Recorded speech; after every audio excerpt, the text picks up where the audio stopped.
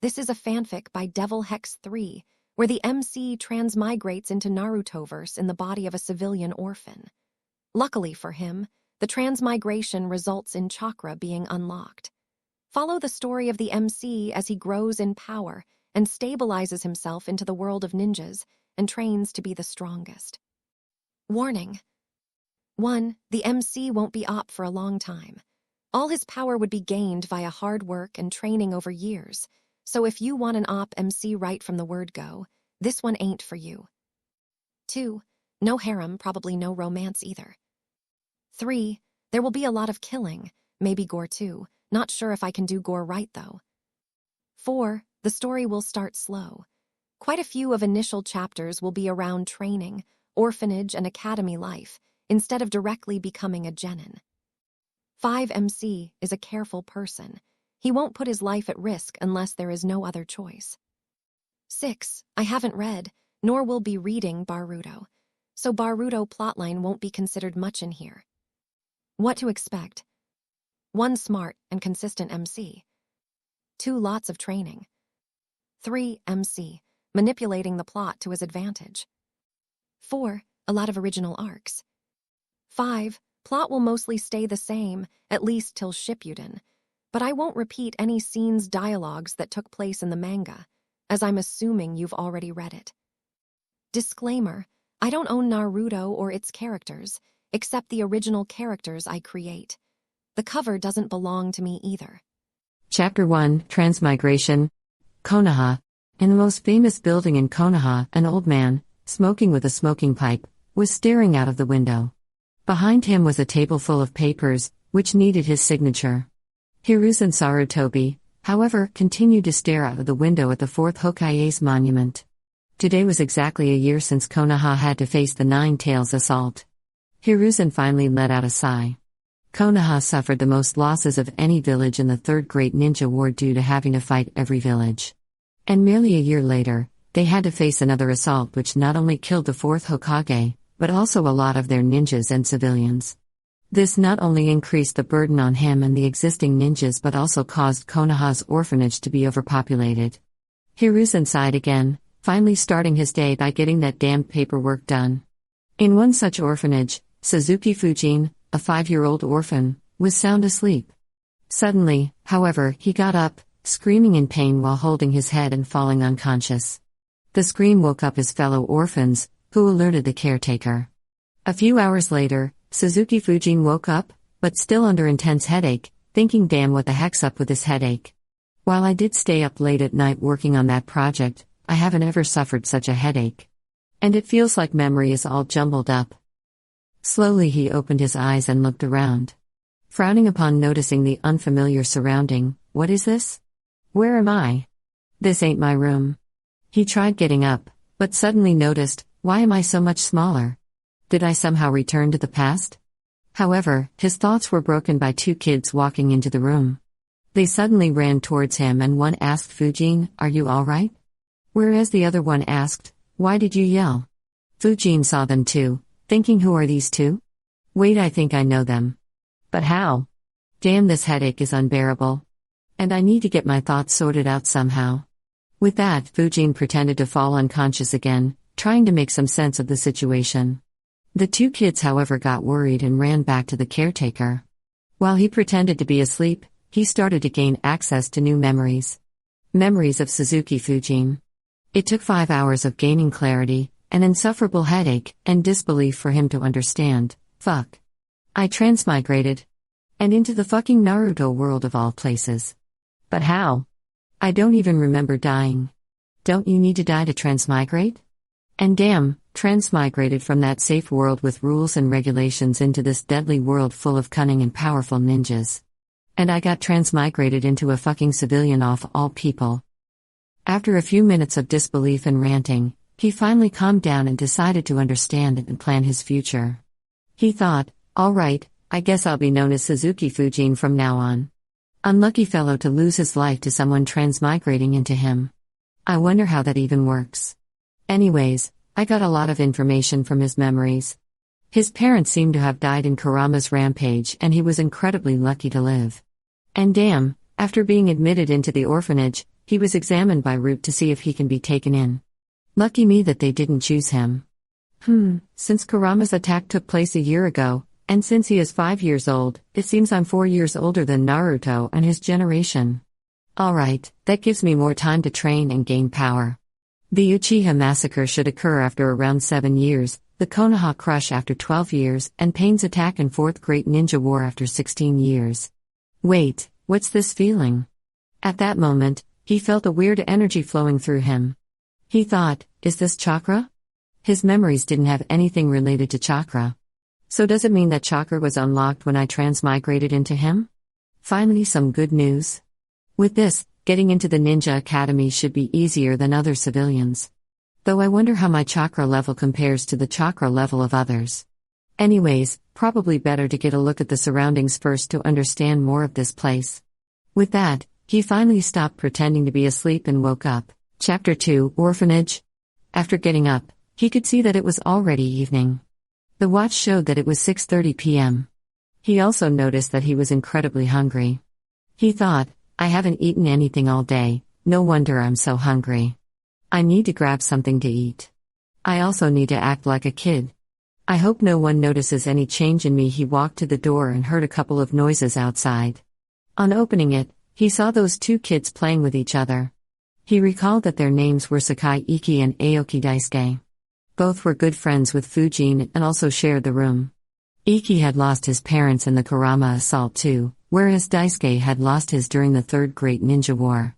Looking at Fujin, their faces showed concern and quickly ran to him. Daisuke asked, Fujin, what happened, are you fine now? Nodding his head, Fujin confirmed, yeah, I'm fine now. Sorry about that. Had a terrible headache. Iki said, oh, that's a relief.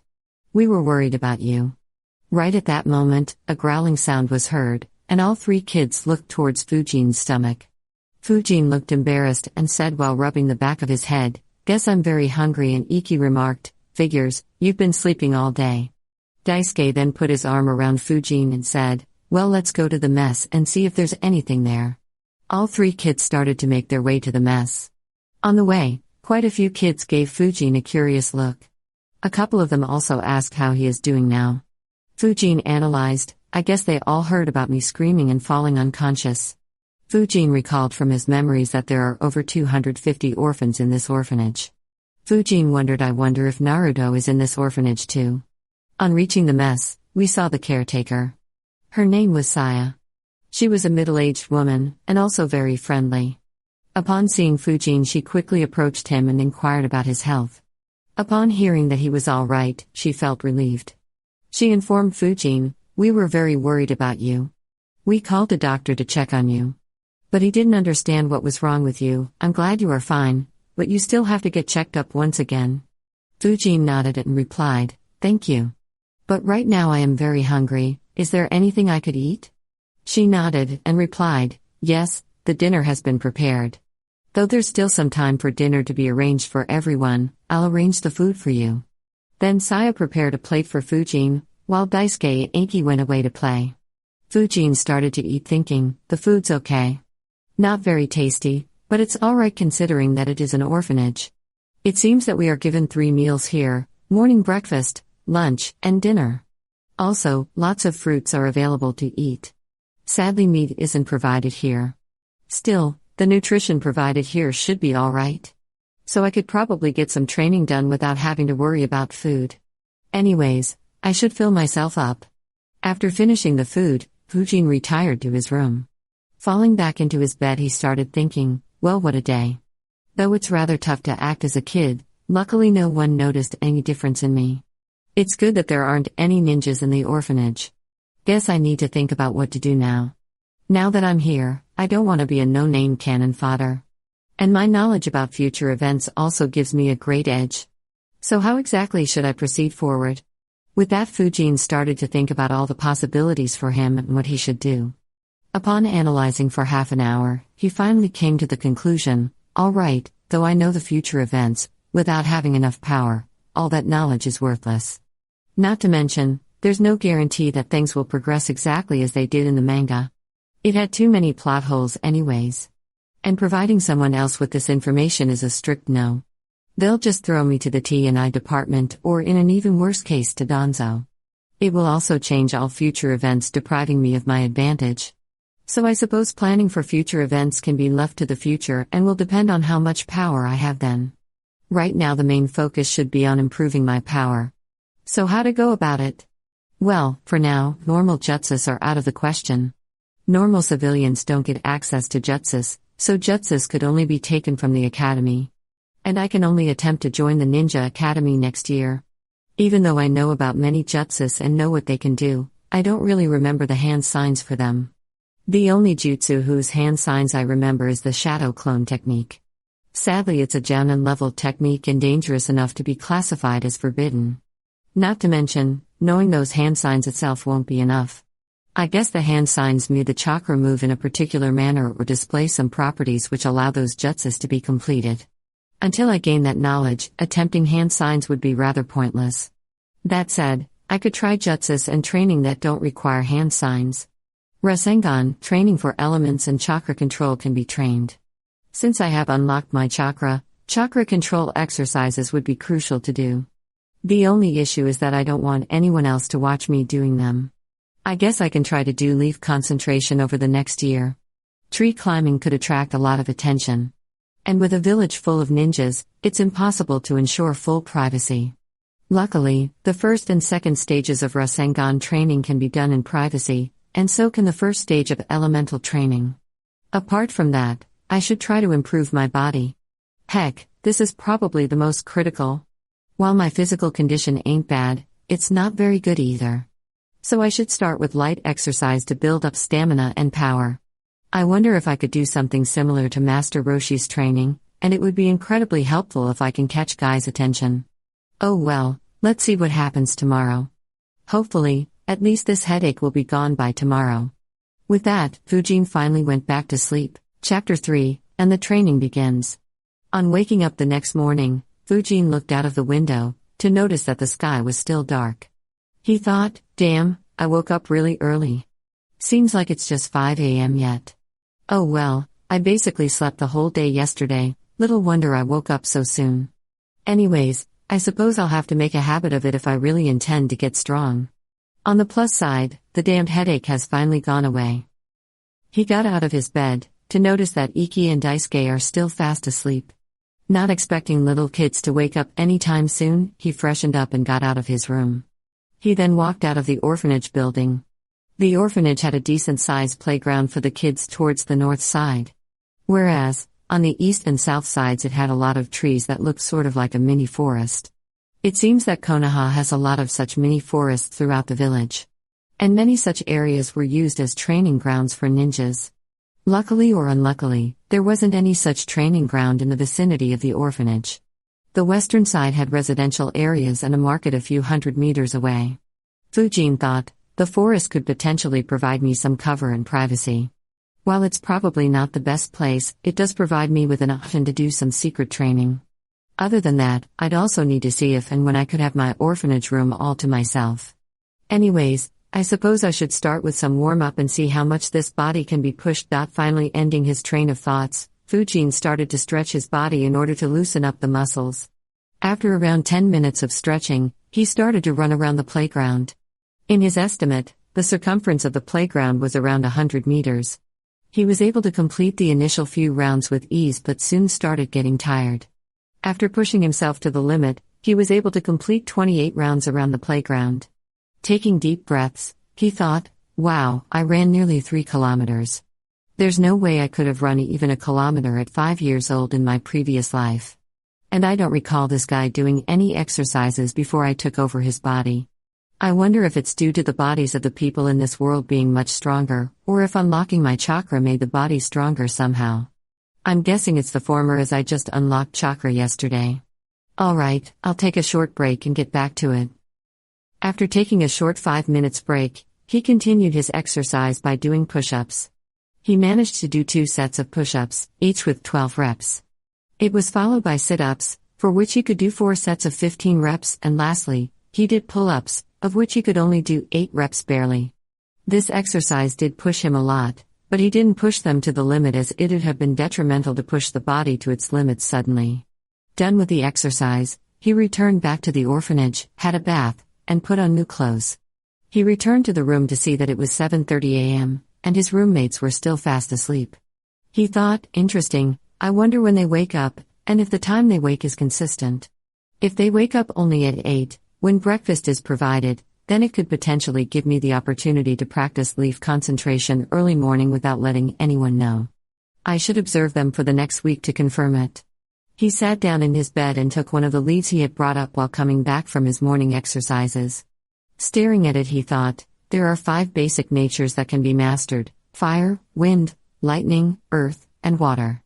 In order to know my nature affinity, I'll need that chakra paper, but either way, all 5 natures can be mastered by every ninja. In the 4th Great Ninja War, Shikamaru had every ninja perform the earth-style, earth wall jutsu. This implies that the most basic jutsus of the 5 natures could be used directly without mastering the element like how Naruto did.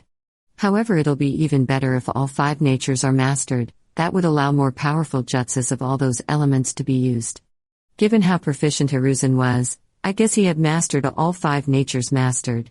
I do wonder what my nature affinity is though, as that element would become much easier to master. If I were to choose, my first preference would be lightning. It provides deadly attack, and if I could somehow replicate the way the Raikages used the lightning to boost their speed, power, and defense, then I'd easily reach Kage level in strength. The next preference would probably be water. While I ain't a fan of water nature, Konoha should have the legacy of Tobirama and his water-style jutsus. If access to them is gained, it can boost my power to Kage level 2. The remaining 3 have their issues. While wind style is very deadly and versatile, there isn't a single Kage level character who reached that stage thanks to his wind style jutsus. The only one I can remember is Danzo, and he was just ridiculous in that fight against Sasuke. Then again, becoming the first ninja to become Kage level by using wind style sounds fun. Earth style has good jutsus too and is probably the best nature after lightning, but almost none are used by Konoha ninjas, so getting access to them will be tough. While for fire style, though fire style had a few jutsus that seem to be very powerful, it seems that almost all of them are very easy to dodge. The only top-tier fire jutsu I remember is Amaterasu, which I sadly can't use. Only Madara's majestic flame destroyer seemed deadly and could be used by all, but I'm not sure if it'll be available with Konoha or not and whether a normal ninja could release that huge flame that Madara did. Still, I should be open-minded as there may be many more jutsus here than shown in the Naruto series. Either way, there's not much of an option right now. Of all the 5 natures, I only know the proper training method for wind nature as it was covered properly. The training for remaining natures will just be a wild guess for me. So probably best to delay their training till the academy starts. Until then, I'll master the wind nature, irrespective of whether it is my affinity or not. Fujin then channeled his chakra and tried to cut the leaf into 2. The training continued without any success for half an hour, when a bell rang throughout the orphanage. The bell signified that breakfast was available.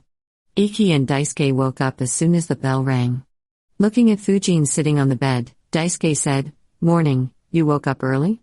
Fujin replied, "Morning, I had slept too early, probably that's why."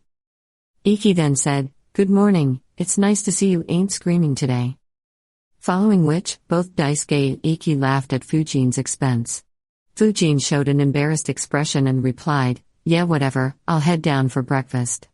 Make sure you 2 sleepyheads come down before it's all over." On hearing this, both Iki and Daisuke ran to grab their toothbrush. Over the next week, the same pattern followed. Fujin woke up early, did morning exercises, and noticed his 2 roommates only woke up when the bell rang.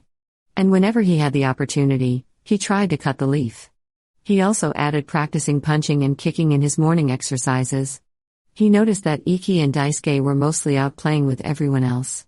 So the room was empty most of the time. This was especially true after morning breakfast, around 10 and noon, and a few hours before dinner, around 4 to 6 p.m. With that information, he finally started practicing the leaf concentration exercise in order to improve his chakra control during that period. Here, a leaf was placed on the forehead, and all his chakra is directed onto the leaf, using it as the focal point. Along with improving chakra control, it also aided in improving concentration. Fujin recalled Naruto remembering its importance while mastering Rasengan. Fujin not participating in playing with other kids was suspicious, but thanks to the fact that the orphanage was already overcrowded, no one paid much attention to him.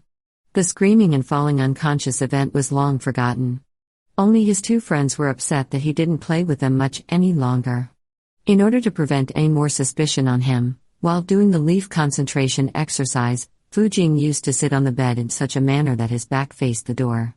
If anyone abruptly entered the room, he instantly stopped the exercise and make the leaf invisible to anyone entering the room. Luckily for him, there wasn't much interference. Chapter 4, Progress. Over the next 6 months, Fujin followed the same routine. His physical fitness, concentration, and chakra control steadily growing. He also noticed that it also resulted in a significant increase in his chakra reserves. Sadly, with nothing to compare, he had no idea how good or bad his chakra reserves were. On the physical side, he was able to run almost 50 rounds of the playground now. He was able to do 4 sets of push-ups with 12 reps, 5 sets of sit-ups with 20 reps, and 4 sets of pull-ups with 8 reps. He noted that it was much easier to improve physically here as compared to the previous world. When it came to wind nature training, it took him 3.5 months to successfully cut 1 leaf, and only after 6 months of nature training, he was finally able to successfully cut the leaf in one go without any issues. While it did take very long, it was understandable due to quite a few factors like Fujin just having unlocked his chakra, with him not having any shadow clones to assist or a great teacher to guide him. As he couldn't cut off a waterfall to complete the next stage, he just tried cutting tougher materials to improve wind nature further. He replaced the leaf with a small piece of wooden twig and then a branch which were lying around. One lucky instance happened in the 5th month he was in this ninja world.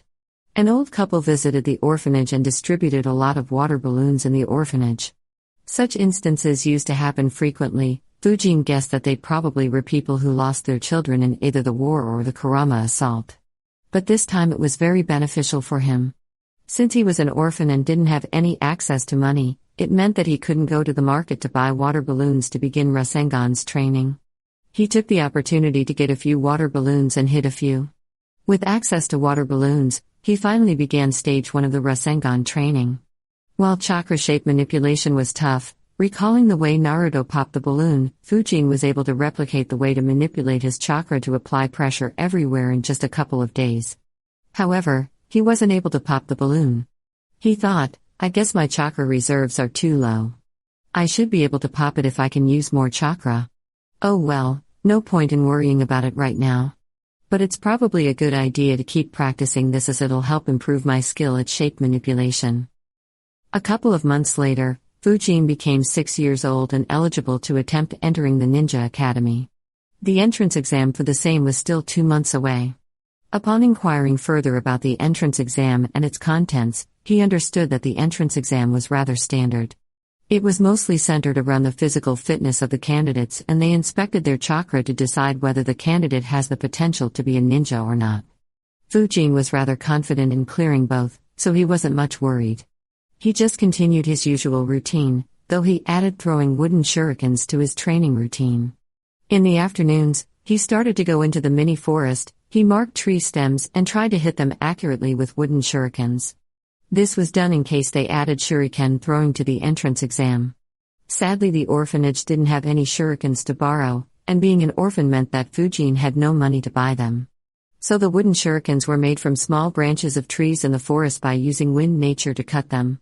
The carving of wooden shurikens also helped to increase chakra control while using wind nature. Still, the shurikens weren't perfect, but that was the only option he had for now. Fujin also had another idea. He thought, I have all the basics down, so passing the entrance exam shouldn't be much of an issue. However, I wonder if I should start attempting to improve my physical capabilities by aiding them with chakra.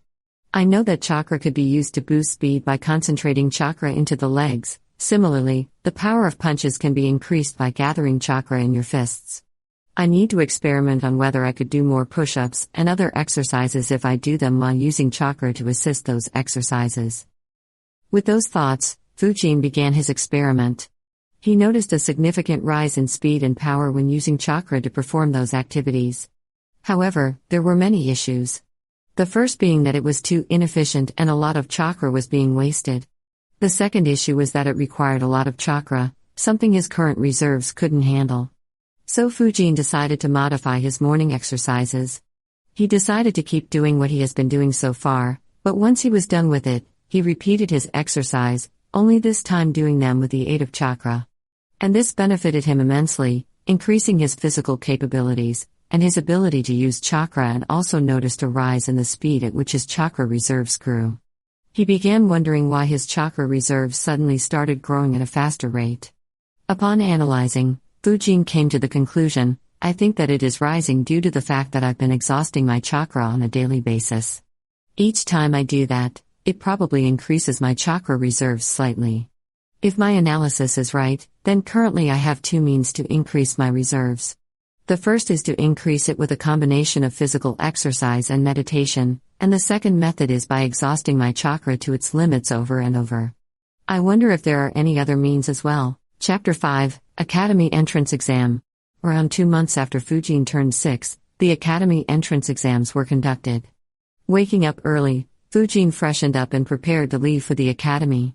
For the first time in 10 months, Fujin hadn't done his morning workout. He waited for Daisuke and Iki to get ready as they too were planning to participate in the exams. In all, around 7 boys and 2 girls from his orphanage were taking the academy exams this year. They all left together, along with the caretaker Momonosuke from the orphanage. On reaching the academy, all the kids were surprised at the vast number of children that had gathered to take the exam. A girl named Naomi exclaimed, "What? There are hundreds of participants here." Momonosuke then said, "Probably over 1,000. Last year there were over 1,600 kids attempting the exam.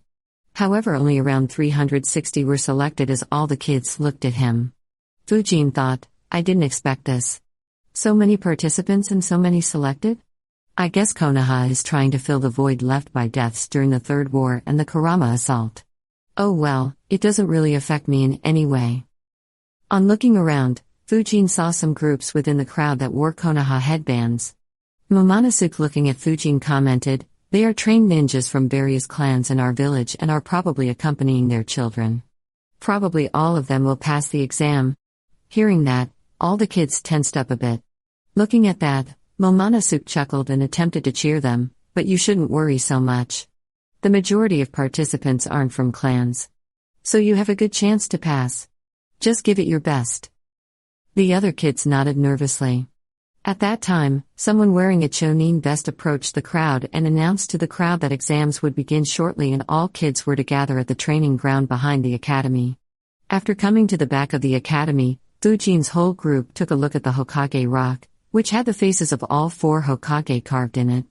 Everyone was awestruck by it. Fujin thought, while I did see it from a distance, up close it looks magnificent. I do wonder if it serves a bigger purpose than just something that looks good though.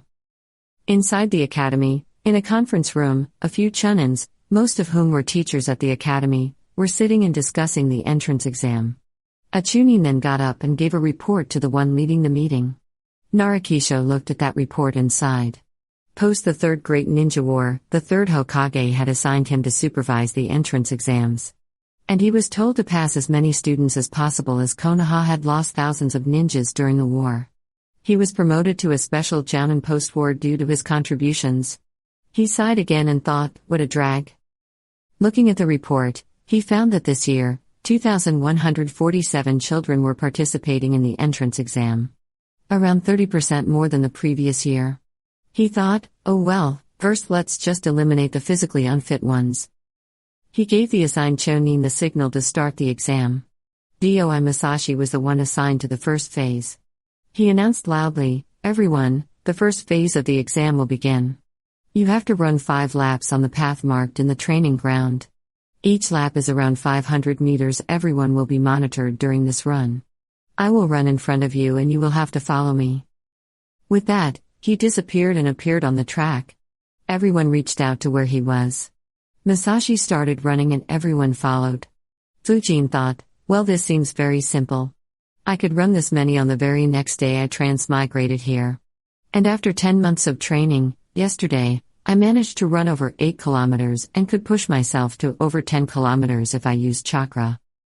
Everyone completed the first 3 laps, however, slowly a few started dropping out. By the time 5 laps were completed, everyone in Fujin's group, except Fujin himself, was tired. One girl and 2 boys couldn't complete the 5 rounds. Masashi announced loudly, all those who couldn't complete the 5 laps are eliminated. They are to return to the front of the academy and can return to your guardians. He continued, among the ones still left, you have 2 options. The first is to run another 5 laps. If you don't think you can, then return to the front of the training ground and wait there. Many decided to return to the training ground, but a few hundred still continued. In Fujin's group, only Daisuke and another guy, Tatsuya, attempted it. After compiling the data, Narukisho noted, 438 participants couldn't complete 5 laps, and only 257 attempted to do the next 5 laps. Among the 257, 241 participants completed the 5 additional laps. The ones who couldn't complete the laps were sent to the group of students waiting in the training ground. For the remaining 241, the same 2 choices were provided again. Only 21 participants decided to attempt another 5 laps. The ones who didn't attempt were sent back and gathered in a different group as compared to others who stopped after only 5 laps. Fujin was now the only one left from the orphanage. Most remaining were from clans. All 21 were able to complete the additional 5 laps and they were placed together in different groups. Now the training ground was separated into 3 different groups. Fujin was glad that they weren't asked to do 5 more laps, or he may have had to back out. After that, more physical tests were conducted and more participants were eliminated. Narukisho noted, all the 21 and 220 participants from the 2 groups passed, but many from the first group were eliminated. Only 636 from first group were still remaining. After the first phase was done, the participants were given a break and provided breakfast. After breakfast, the examiner for the second phase appeared. Fujin noted that he was from the Hyuga clan. He announced, in each of the groups, the ones who have unlocked chakra step forward. All except one from Fujin's group moved forward. In all, there were almost 100 kids who had unlocked their chakra. Everyone who was from a ninja clan had their chakra unlocked. Fujin sighed in relief as he saw a lot of civilian kids step out too. So him unlocking chakra won't be very eye-catching. The Hyuga activated his Byakugan and examined the chakra of the ones who stepped forward. He had to check for the amount of chakra and its quality. All 20 from Fujin's group passed. Of the remaining, 64 students were passed too, whereas others were disqualified.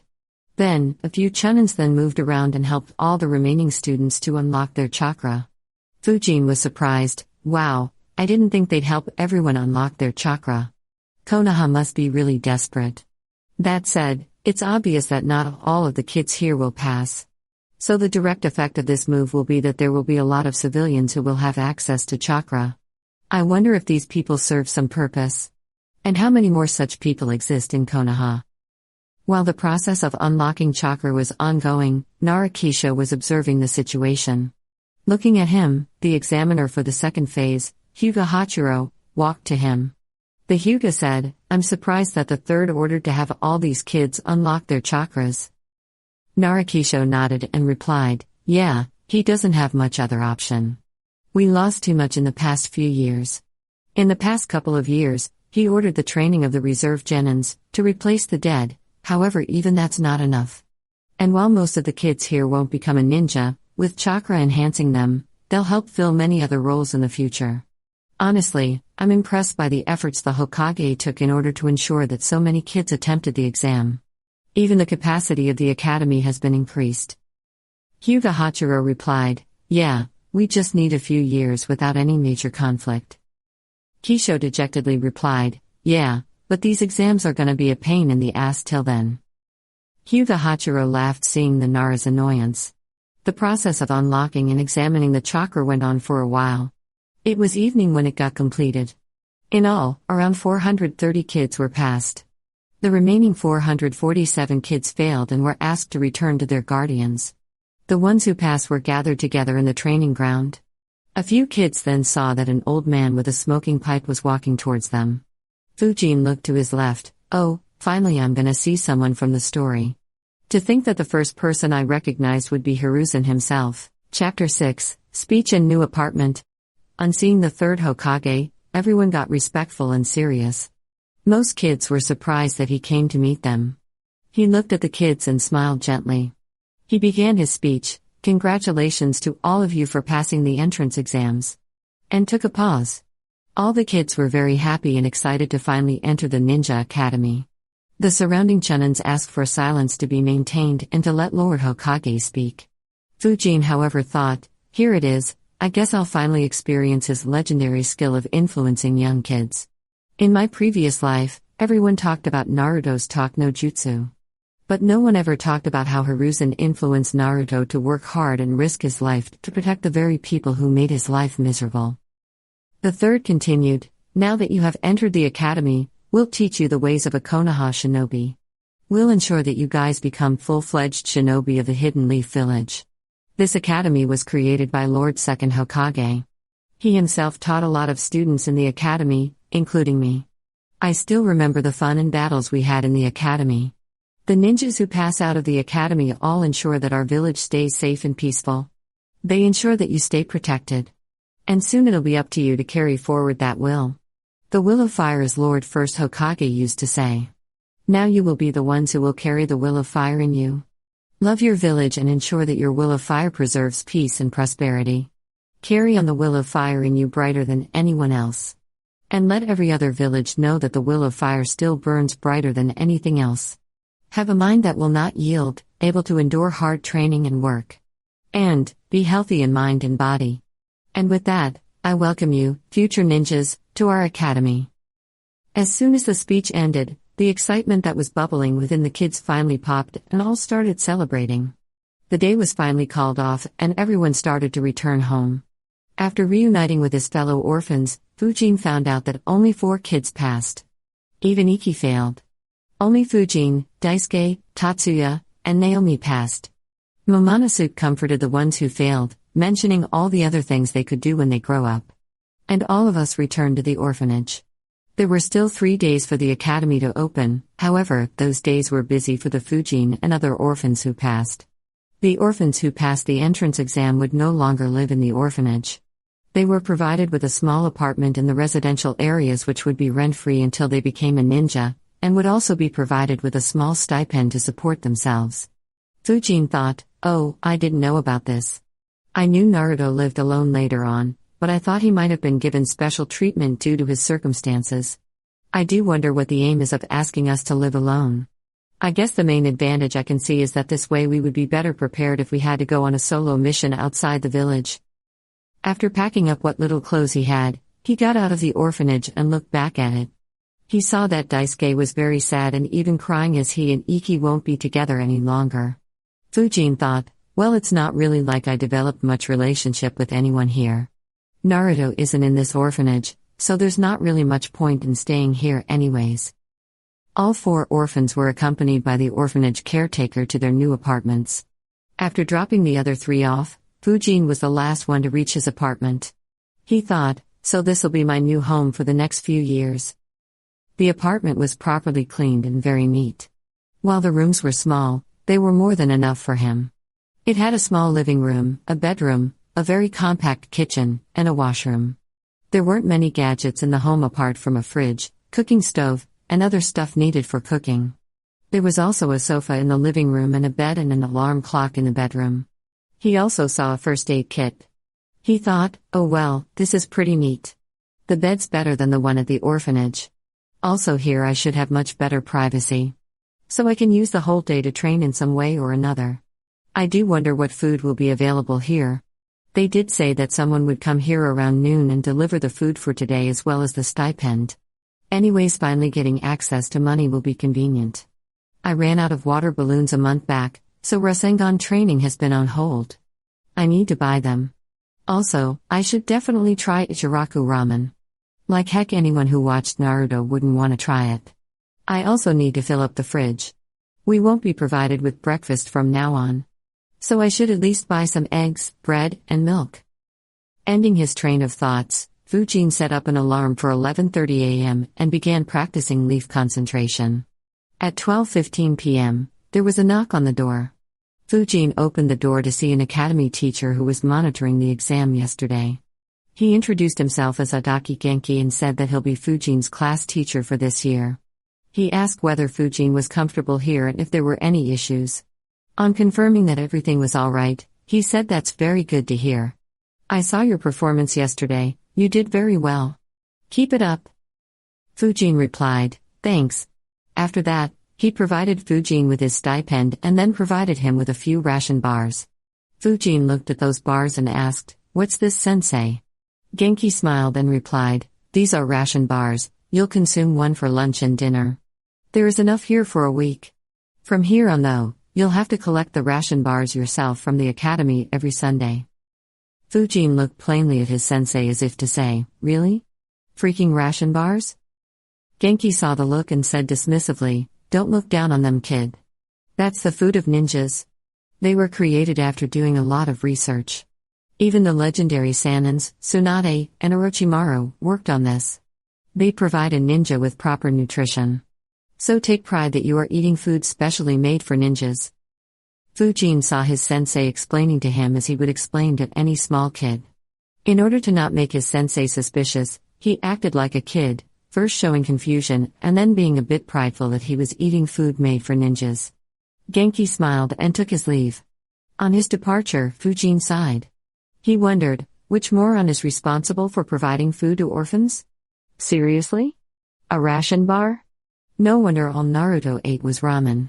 Oh well, whatever, it should provide the necessary nutrients and is easy to preserve for a long time.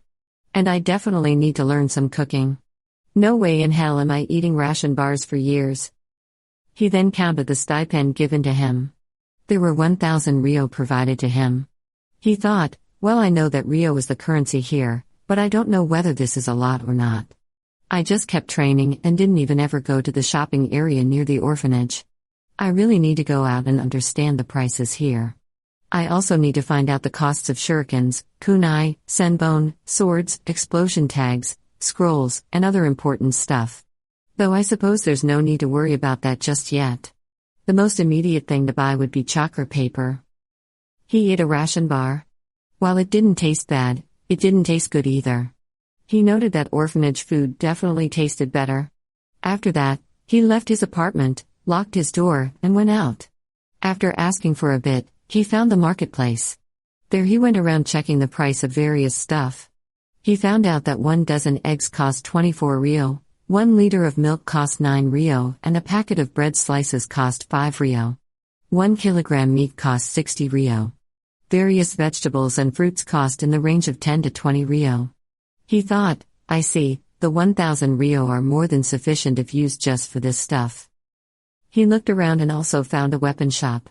A set of 6 shurikens cost 2,000 Ryo, whereas kunai cost 1,000 Ryo each. A set of 6 senbon cost 1,000 Ryo, and swords were much more expensive, their price varying depending on the quality. He thought, these are expensive. I'd have to save for a long time to afford these. After that, he asked the shopkeeper whether they had chakra papers. The shopkeeper nodded and Fujin bought one for 100 Ryo. Finally ending his short trip, he bought a dozen eggs, 1 pack of bread slices, 1 liter of milk, a few fruits, 12 water balloons, 3 rubber balls, items for daily use like soap, toothbrush, and paste, and so on. He spent around 80 Ryo on that journey. And he wouldn't have to worry about breakfast for the next few days. On reaching home, he channeled his chakra through the chakra paper. The chakra paper split right through the middle. He sighed, it ain't lightning. Well, whatever, wind is pretty good too. Also, I've already started training in it. The next day, the training continued, but in the evening, after asking a few strangers, he finally reached Ichiraku Ramen. Tucci became the second canon character Fujin saw. He ordered miso ramen, which cost 45 Ryo. After eating it, he thought, wow, it tasted delicious. Still, 45 Ryo is pretty expensive for me currently. I won't be able to visit here frequently. Satisfied with the food, he returned back to his home. Chapter 7, Academy starts. Today was the day the academy finally started. Fujin woke at 5 a.m., freshened up, and went through his morning workout. After completing it and having a bath, he ran to the academy. The academy started at 8 a.m. He was assigned to Class 4A on the 4th floor. On entering the class, he saw that quite a few had already arrived. There were over 25 students already in there. He entered and sat on one of the unoccupied benches. He noticed that most of the people here were from the ninja clans. They wore the crest of their clan on their backs. Fujin wondered, this classroom ain't big, at most 40 would fit in. Does that mean there are over 10 divisions in my year? At 8, Adaki Genki-sensei arrived. He first distributed identity cards to everyone. He then introduced himself. On arriving, he introduced himself, welcome to the academy. I'm Adaki Genki and I'll be your class teacher this year. How about we get to know each other first? I'll tell you guys more about myself. I'm a Chunin of Konoha and fought in the previous Great Ninja War. My hobby is watching drama and I like to teach young kids like yourself. How about you guys start to introduce yourself? And with that, all the kids started to introduce themselves. The ones from clans telling their clan with pride. Fujin took the opportunity to understand the composition of his class. The class had 30 kids. Apparently, there were 2 Uchiha, 3 Hyuga, 2 each from Nara, Yamanaka and Akimichi, 3 Inuzuka, 1 Aburame, 1 each from Sarutobi, Shimura, Kato and Hitake clans, and surprisingly 3 from Senju and 2 from Kurama clan. The other 6, including Fujin, were normal civilians. After the students were done talking about themselves, Genki started talking again. He said, all right, first I'll explain to you about your position. This year 430 students passed the entrance exam. However, you 30 are the ones who have scored the highest. That's why everyone has very high expectations of each of you guys. All of you have to strive to become very good and strong shinobi. That's why an elite like me is assigned to your class. In addition, other teachers too would assist you when required. You will also be provided access to the Academy Library's E and D sections. Also, there will be special tests conducted for you guys every 6 months, which will be monitored by Lord Hokage himself. So work as hard as you can. Everyone was filled with pride after this speech. And also became a lot more attentive. Fujin thought, lucky me. This seems like an elite classroom. I guess I can have any queries resolved quickly. Also, those 2 sections in the library, I guess should be sections having rank E and rank D jutsus. I wonder if there are sections with higher rank jutsus, and whether I can sneak in. Well, I should give it a proper tour soon. Since this was the first day, Genki gave them a tour of the academy. They were shown all the classrooms, the library, the training grounds, canteen area. On training grounds, various areas were shown like a running track, obstacle race track, shooting area, balancing area which had a lot of poles, and so on. There was also a small pond at the far end of the training grounds. After the tour was over, they went back to the class. Genki explained to them what they'll be learning this year. It seemed to mostly be basics. They were supposed to be taught about chakra, hand signs, chakra control, taijutsu, theory of genjutsu, and shuriken throwing along with normal stuff like mathematics, physics, chemistry, biology, language, history, geography, and civics. After that, the class was dismissed for the day. After the class was dismissed, Fujin left quickly and headed toward the library. However, on the way to the library, he ran into Daisuke and Tatsuya. Daisuke called out to him, "Hey Fujin." Fujin turned around to see him. He said, "Hey, how are you doing? How was the class?" Daisuke replied, "It was fun, we took a trip of the whole academy." Fujin replied, "Yeah, so did we. By the way, how many students are there in your class?" Daisuke replied, "Oh? There are 100, ain't that the case in every class?" Tatsuya joined in the conversation saying, "Yup, it is the same in my class." Fujin said, "I see. No, in mine there are only 30 students." Daisuke said, "Huh, why's that?" Not wanting to make him feel bad or have to answer more questions, Fujin said that he wasn't sure. After that, Daisuke asked whether Fujin wanted to go home with them. Fujin excused himself saying he had some work. Separating himself from them, Fujin started to go to the library again. En route he grabbed a ration bar and ate it while thinking, "I see. So my class has just 30 students, whereas the others have 100 each.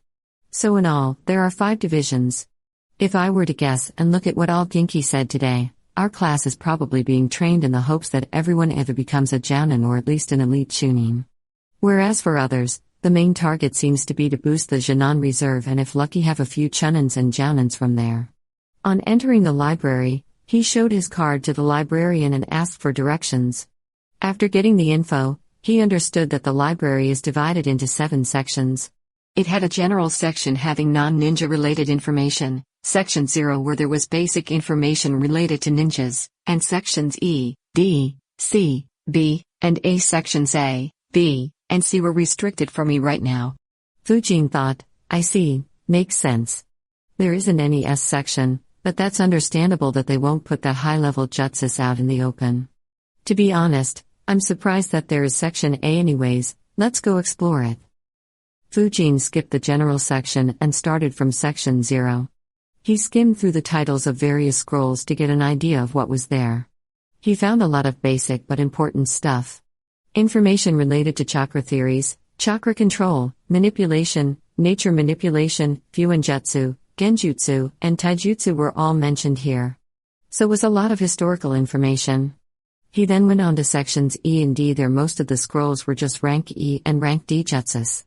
He thought, wow, I didn't expect this. There are literally hundreds of different jutsu scrolls here.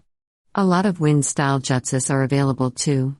And Section E has a scroll called Introduction to Fuinjutsu, whereas Section D has a better book on the same. This would be very helpful. It took him more than a couple of hours to just skim through the titles of various scrolls. After that, he went back to Section 0, and grabbed a scroll named Introduction to Hand Signs, and went to an isolated corner and sat there. There were very few people in the library, so there wasn't anyone to disturb him. Fujin thought to himself, alright, I have seen through the majority of the stuff. Now that I finally have some resources, I need to do planning as to what I should do at least for the next couple of years. Chapter 8, Plans. In a corner of the library, a small kid was staring at a scroll he had opened in front of him. However, unknown to anyone who watched him, his mind was working on something else entirely. Fujin thought, alright, let's first start with what I can do right now. My chakra control is pretty decent thanks to the daily leaf concentration exercise. I should attempt something along the lines of tree climbing soon. My chakra reserve also has been developing consistently thanks to a combination of physical exercises and meditation, and also due to consistently straining my chakra to its limits. My chakra shape manipulation is going well too. Once my chakra level increases, I should be able to proceed further. So my plans for chakra control, chakra shape manipulation, and increasing chakra reserves should be good enough. Though there's no harm in getting more means of increasing my chakra reserves. The most important thing I have in my arsenal is my wind nature manipulation training. I have already completed leaf cutting months back, and though I didn't attempt waterfall cutting, I have progressed further as I can now cut branches with rather ease. This much should be more than enough to perform many wind-style jutsus. And since my own affinity is also wind, it becomes all the more important. That said, I do wonder if I can make my wind nature more potent by trying to cut tougher materials, maybe like a stone next followed by metal. Oh well, I'll experiment later. Anyways, one thing I definitely need to do is learn a bunch of wind-style jutsus. I should read up every rank E and D wind-style jutsus in this library, and try to learn the useful ones over the next year or two. Preferably try to find wind jutsus that would allow me to form a good combat system that can allow me to defend, attack, and evade. Apart from this, I also need to learn an additional element. Fire, lightning, earth, and water. Which one should I focus on? On analyzing for a few minutes, he thought, alright, lightning and wind isn't really the best combo, so lightning's out for the time being. Fire and water can combine very well with wind, especially fire. But I'll need a shadow clone to use it effectively. And anyway, this is the land of fire, so my teammates are very likely to have this element anyways. That leaves earth. I don't think wind and earth combine, however, I can stick to using wind style for offense and earth style for defense. I hope this library has that jutsu that Kakazu used to harden his body.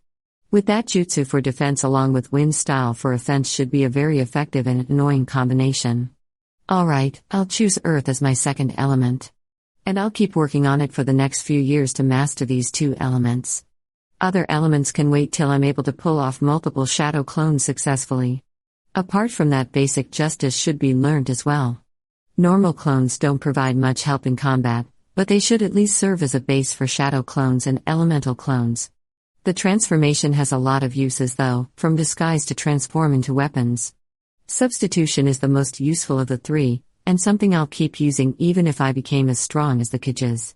So I have to give special focus to substitution jutsu. Alongside this, I'll also have to learn and master Sunshine, Body Flicker, jutsu. Those two techniques will be vital for evasion and running away. Perhaps more than wind-style jutsus, these two will be more critical to master first. Yeah, this should become a good combat system. Wind-style jutsus to attack, earth-style jutsus to defend and substitution, and body flicker to evade. The next to work on would be taijutsu. My daily morning workout has ensured that my physical capabilities are top tier among the current students. Sadly, I can't grant any more time for it, so I guess I'll have to increase the difficulty of the workout somehow. Perhaps weights or some seals. As for taijutsu, the academy teaches its own taijutsu style. I should check that out before planning further. As for genjutsu, I can't work much on it right now. Let's leave it for the future. That leaves me with kenjutsu, medical ninjutsu, sensing capabilities, and fuinjutsu. Medical ninjutsu can wait. Kenjutsu is important to me. I will need to learn how to channel my chakra through weapons and charge it with wind nature. That would make my offense very lethal. However, this can wait for the time being too, as I won't have to fight anything soon. Fuinjutsu is something I can work on now. With the books for basics available, I should see whether it is suited for me or not. Sensing is pretty essential too. I'll probably need the assistance of academy teachers to understand how to become a good sensor. While I haven't tried it yet for safety issues, I believe focusing chakra in the eyes, nose, or ears should heighten those senses a lot. However, what I'm more interested in is sensing chakras. That ability should be very helpful when I'm out of the village. So let's see. The academy is open from Monday to Friday, with holidays on Saturday and Sunday. And it runs from morning 8 a.m. to afternoon 3 p.m. Mornings are assigned to physical workouts. I get 2.5 hours for it. In the future, the practice of taijutsu forms will have to be included here as well. During academy lectures, most training can't really happen. But I wonder if nature's transformation can be worked upon. Something like leaf cutting can easily be hidden under the desk. I need to check what's the initial training method for earth nature and see whether it can be done in class. Though I hope that Genki ain't a censor, otherwise he'll catch me and forbid me from doing it. From 3 to 10 p.m., I have time to train. I can eliminate 1 hour from there for traveling and eating and other miscellaneous stuff. That leaves me 6 hours to work on basic jutsus, wind jutsus, weapon throwing, fuinjutsu, sensing chakra, and meditation. Clearly not enough time. So what to do? And he fell into deep analysis again. After calculating for some time, he came to the conclusion, all right, of all these things, meditation is compulsory to do daily. For others, there are basically two options. One is to do these things on different days, and the second is to only focus on a few of these. While the first option sounds tempting, the issue is that with me trying to learn so many different things, would cause me to be less focused on everything and might be detrimental to me. For instance, with me practicing so many things, trying to learn 8 inner gates from Guy might be impossible as it requires strict dedication to taijutsu. Fuinjutsu is also a major issue. It should be a very vast concept with a lot of theories to focus on, which will take a lot of time to learn. It's probably for the best to only learn it after I can make shadow clones. Sadly, this would mean I can't make some easy money by making and selling explosion tags or storage scrolls. Among basic jutsus and wind jutsus, for the time being, let's put focus on basic jutsus. Once I have got those down, I'll start to focus on wind-style jutsus. So for the next few months, the time after the academy should be spent on mastering those basic jutsus, shuriken and kunai throwing, sensing chakra, and meditation. I currently have no idea how to sense chakra. I'll have to dig up theories in the library and consult Genki. That'll also allow me to know whether he is a censor or not. For weapon throwing, let's just wait up until that class is conducted.